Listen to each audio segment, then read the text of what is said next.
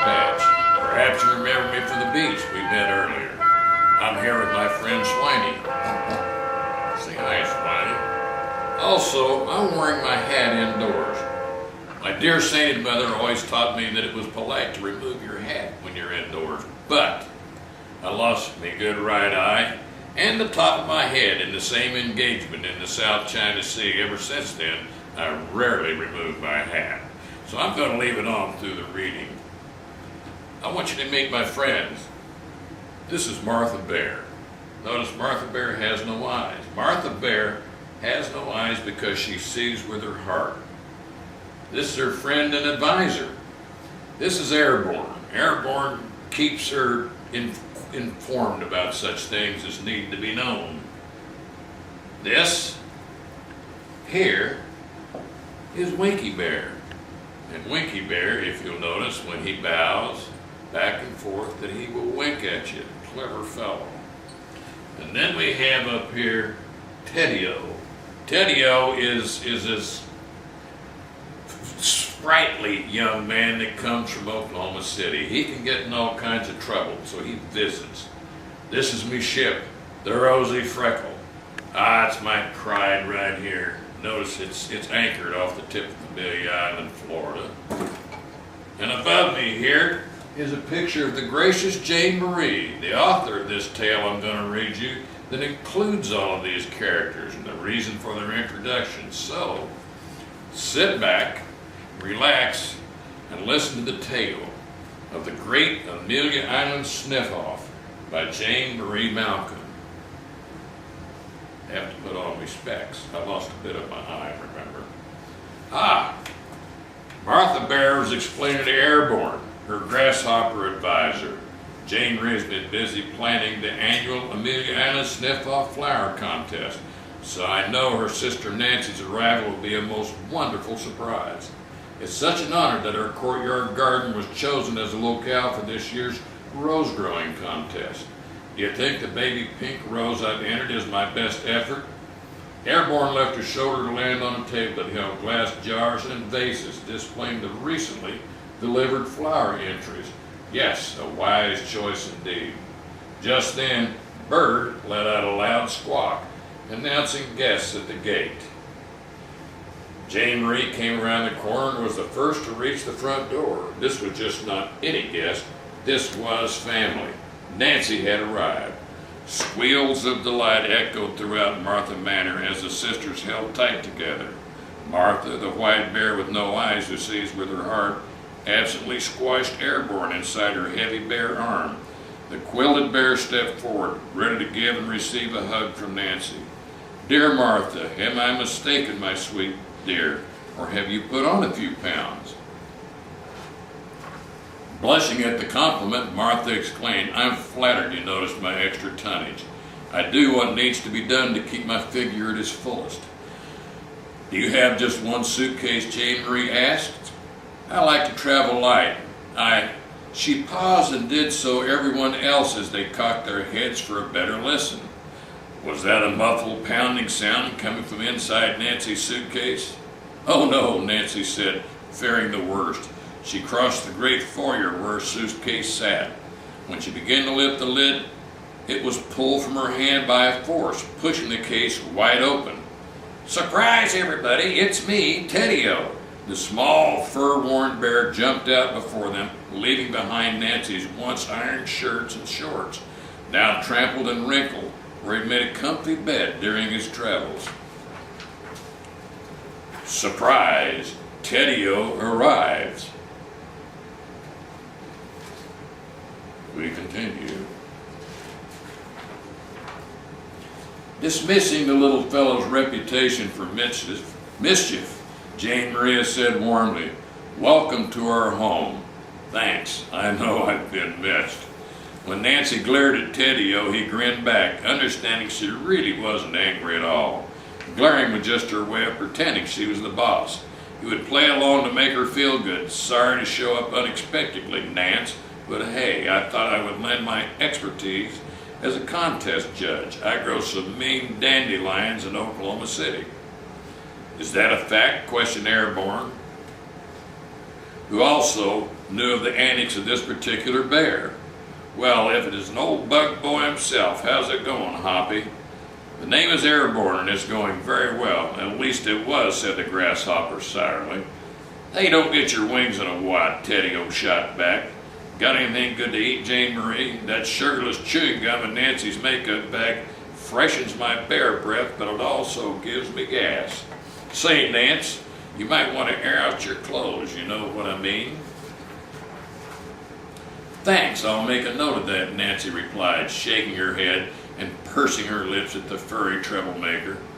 As everyone ate critter crunchies and drank berry juice, good, Nancy and Jane Marie thanked Teddy-O for volunteering as a judge, but explained the Sniff-Off judges had already been chosen.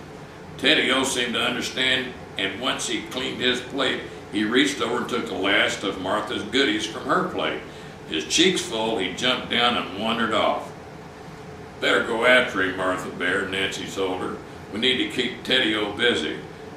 I thought I gave him enough to do back home. Seems to me he'd rather be with you than without you, Nancy. Lucky me, she smiled. You looking for me, cutie? Teddy-O called out to Martha when she entered the spare room. Martha Bear ignored his forward greeting to find the dressing drawers and the armoire and closet doors all flung wide open. Just looking for the best place to prop my pads for the night, Teddy-O enlightened them. Airborne looked confused. For any bugs in the crowd, that means the best place to sleep. Teddy-O settled into the armoire on the antique quilts. Yep, this will do me just fine. Martha heard the grandfather clock strike, reminding her the contest would begin in 30 minutes. We could use your help, Teddy-O. See, I told you you'd need me. We need the joggling board in the back of the garden, the cement chair bench, and the top of the courtyard wall wiped down one last time for those attending who may want to rest. If you could do that, it would be most helpful.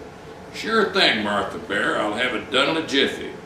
No need to hurry any. Take your time. Please take your time. With Teddy-O gone, Jane Marie, Nancy, and Martha were able to greet old friends and meet the new ones as they arrived. Animals and humans filled the flower garden in a grand hubbub of socializing. Sun umbrellas protected many of the ladies in their finest frocks as they and their partners trod the red and yellow serpentined brick path through the Jane Marie's garden, which offered the best spots for observing the various species of flowers cultivated there. Everyone, please, Jane Marie called. As many as would fit crowded into the screened-in veranda with the overflow watching from beneath the shade of the lavender and white crepe myrtle trees. If I might have your attention, I'm all done, Martha, Teddy-O hollered as he pushed and shoved his way from the back of the property through the assembly.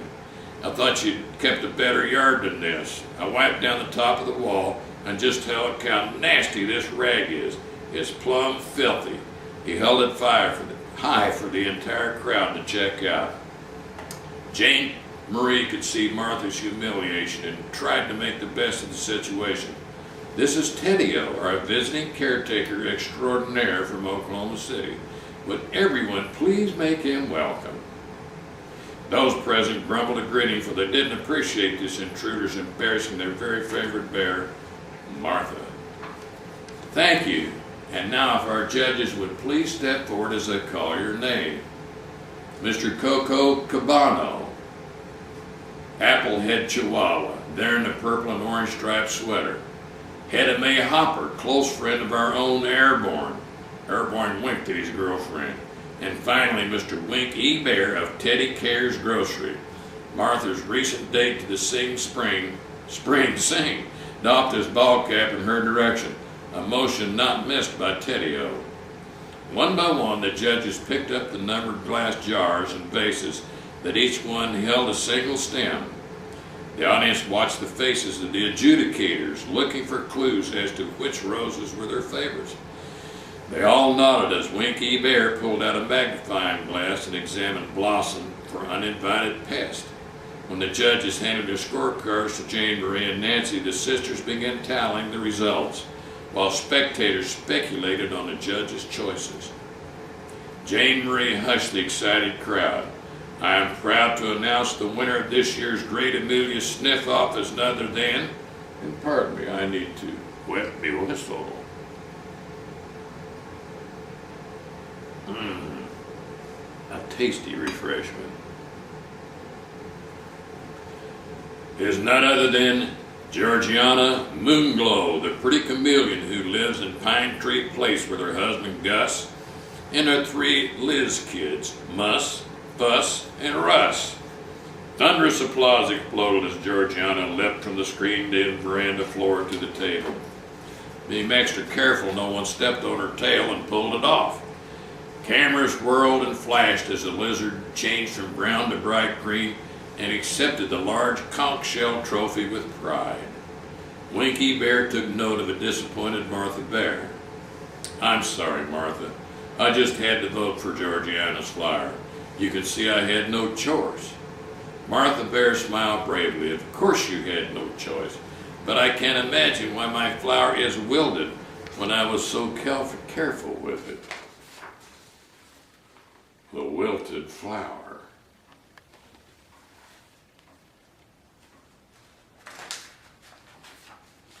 It's my fault, Martha Bear explained Teddy-O. Jane Marie overheard. Perhaps should we discuss this matter in private?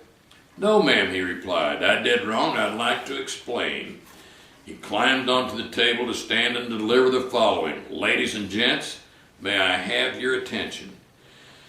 Nancy leaned over to her sister and whispered, this ought to be good. All ears tuned to the small bear from Oklahoma. My plan all along was to help Martha win this contest. So before I left the Midwest, I purchased a can of rose-flavored air freshener. I figured a little good smelly on Martha's flower would enhance her chances of winning. The collective gasps of shock and disgust were audible clear downtown at the marina, which lay westward across 2.5-mile width of Amelia Island. I realize now that although fertilizer is permitted during the growing process, the application of artificial perfumes once the flower is severed from the mother plant is illegal. I want to make it completely clear that Martha Bear had no knowledge whatsoever of my action in this matter. I apologize for having dishonored Martha Bear's botanical expertise. Martha, Jane Marie, and Nancy weren't certain what to say, while Georgiana and many others just asked, huh? Airborne clarified, he means he cheated and got caught. Winky Bear was highly irritated that Teddy-O had set up a situation which could have besmirched Martha Bear's reputation. Ever the gentle Barry climbed onto the rim of their terracotta pot that held Jane Marie's avocado plant, grown from seed. Grabbing hold of its stalk to balance himself, he spoke. Friends, neighbors, country bears, lend me your attention. We have come not to bury Teddy-O, but we cannot condone his actions either. His deception at our time-honored Great Amelia Sniff-Off contest is a shameful thing. Heads everywhere nodded in agreement. However, I must add that his shame has been greatly diluted because he has bravely advanced to admit his wrongdoing. While we can't applaud him for his mischievous act, we can applaud him for his courage in telling the truth. Who's with me? Nancy was the first to applaud. She remembered his past. A poor little abandoned bear found in Belgium in the rain by her husband and brought to Oklahoma long ago. Others joined her applause, including the courteous winner herself. Jane Marie picked up Winky Bear and kissed his cheek, thanking him for his kind words. Nancy picked up Teddy-O and held him high. Her scowl turned upside down into a smile as she gave him the best hug she could. Not a bad hug, Nancy, for a human, Teddy assessed. I'll let you hug me any time you like, but nothing can match a real bear hug. Isn't that right, Martha? And he winked at his favorite bear. As mammals, insects, reptiles, and humans dispersed towards their respective home, Teddy-O could be heard saying, okay, so when's next year's contest? I need to mark my calendar. The end for now.